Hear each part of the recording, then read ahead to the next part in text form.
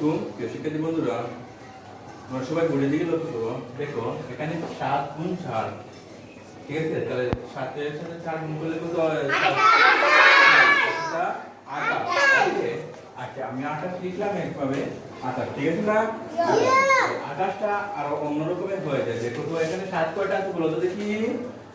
7 কয়টা মানে 7 4টা আছে, ঠিক আছে? তাহলে এভাবে আমরা লিখতে পারি এই 28টাকে আমরা এভাবে লিখতে পারি। দেখো 7 যোগ 7 যোগ 7 যোগ 7, ঠিক আছে? মানে 7 কয়টা বলো তো দেখি।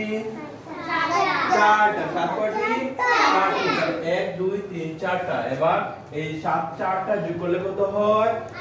28 হয়ে যায়। 7 এর 2 সাথে 14, এই 14 এর সাথে এই 7 যোগ করলে 21, 21 এর সাথে এই 7 যোগ করলে কত হয়?